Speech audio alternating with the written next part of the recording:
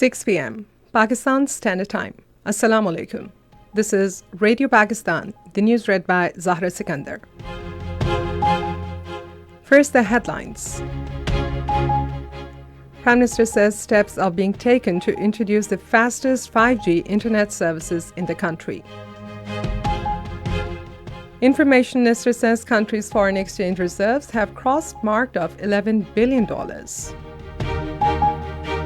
Planning Minister has emphasized for partnerships with high-ranking universities to elevate research standards in Pakistan. At the United Nations, Pakistan has called for enhancing safety measures for United Nations peacekeeping missions around the globe. In Indian illegally occupied Jammu and Kashmir, Indian troops in their fresh act of state terrorism martyred 2 more Kashmir youth in Baramulla district today. And Pakistan beat Australia by 9 wickets in second one-day international in Adelaide today, leveling series 1-1. Now the news in detail. Prime Minister Shehbaz Sharif has expressed government's determination to achieving the target of $25 billion in IT exports over the next 3 years. Talking to a delegation of Beyond Group in Islamabad today, he said the government is working to develop and promote the telecommunications sector. He said steps are being taken to introduce 5G internet services for faster and reliable internet services in the country. He said this will also help achieve the vision of Digital Pakistan. Describing the role of telecom sector as very important in promoting cashless and digital economy, the Prime Minister expressed Pakistan's willingness to work with Beyond Group for promotion of information technology, digitization and artificial intelligence. The delegation appreciated the government's efforts regarding economic stability in the country. It recognized that Pakistan has become an important country for investment in the IT and telecom sector. The United Arab Emirates has shown keen desire to further expand investment in Pakistan in shipping, ports, efficiency enhancement, logistics, and digitization of customs. This interest was expressed by UAE Minister of State for Foreign Trade, Dr. Thani bin Ahmed Al Zayudi, who called on Prime Minister Shehbaz Sharif while leading a delegation of his country's investors in Islamabad today. Welcoming the delegation, the Prime Minister highlighted that visit demonstrates the commitment of the government UAE to further enhance its investment in Pakistan to boost its economy. Besides, Prime Minister witnessed the exchange of 4 memoranda of understanding in diverse sectors. Minister for Information and Broadcasting Ataullah Tahir says the foreign exchange reserves of the country have crossed the mark of $11 billion while remittances remain $3 billion last month. Addressing a news conference in Islamabad today, he said investment is pouring in from different countries, including Saudi Arabia, Azerbaijan, UAE, and Qatar, which is an encouraging development. He said the Prime Minister benefits of economic improvement are gradually reaching the common man. He regards the recent judicial reforms. The minister said the result of elections for Supreme Court Bar Association is an endorsement of the 26th Constitutional Amendment. The Information Minister said PTI is staging public gatherings to get NRO for its founding chairman.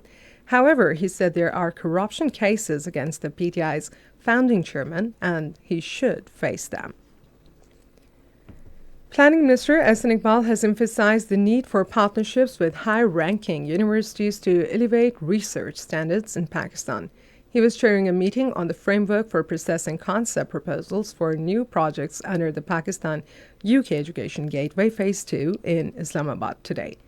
The Planning Minister also stressed the need for a focused approach to engage top-tier researchers who can make a meaningful impact on Pakistan's diverse sectors. The meeting was briefed that British Council successfully facilitated 21 research travel grants and 8 large-scale research partnership grant projects. In addition, research capacity building training was provided to over 1,000 researchers and reviewers across Pakistan, and 51 universities received certificate for their Office of Research, Innovation and Commercialization. Interior Minister Mohsen Naqvi has said all possible measures are being taken for convenience and safety of ambassadors and foreigners. He said this while inaugurating the country's first ever state-of-the-art service center at Diplomatic Enclave in Islamabad today for convenience of diplomats. He said this center reflects the government's commitment to provide security and services to the diplomatic community and all visitors. He said diplomats and foreign nationals will get all facilities under one roof at the service center, including issuance and renewal of driving license, character certificate, general police verification, missing persons reports, and tenant registration.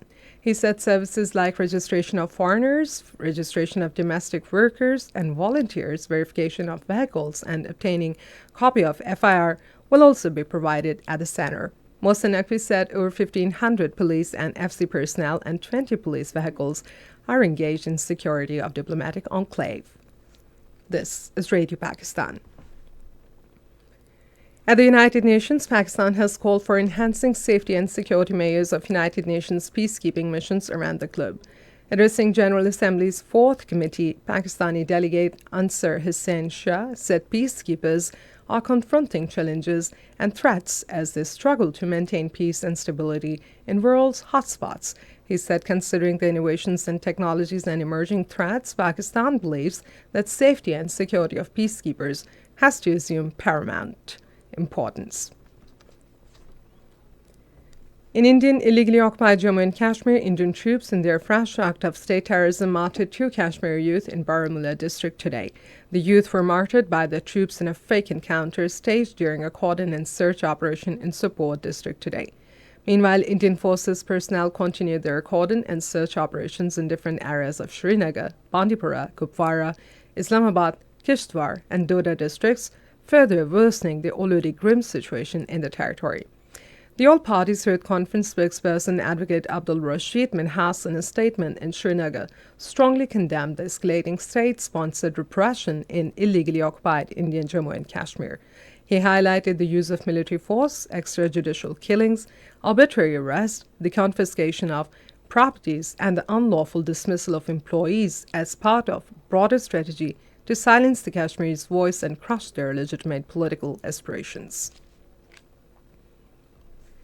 17 more Palestinians have been martyred by Israeli forces in Gaza. The martyrdom toll of Palestinians in Israeli aggression on Gaza since October 7 last year has risen to 43,400. Turkish President Recep Tayyip Erdogan has expressed hope that the United States President-elect Donald Trump will urge Israel to stop its war against Palestinians.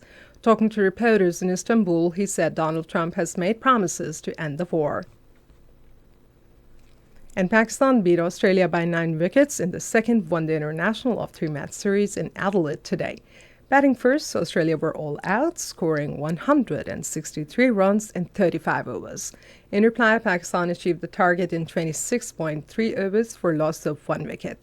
3-match series is leveled by 1-1. Prime Minister Shehbaz Sharif has felicitated the Pakistan cricket team on its victory against Australia. He extended congratulations to the team for displaying exceptional performance in a post on social media platform X. And finally, the weather. Dry weather is expected in most parts of the country, while cold in hilly areas during the next 12 hours. However, partly cloudy weather is likely in Gilgit-Baltistan. Smoke is likely to persist in most parts of Punjab, while fog at isolated places and dense fog is also likely at few places during the night hours. To end the news, here again are a few of the headlines. Prime Minister says steps are being taken to introduce the fastest 5G internet services in country. Information Minister says country's foreign exchange reserves have crossed the mark of $11 billion. And with this, we come to the end of the news for the moment. For more news and analyses, visit our website radio.gv.pk.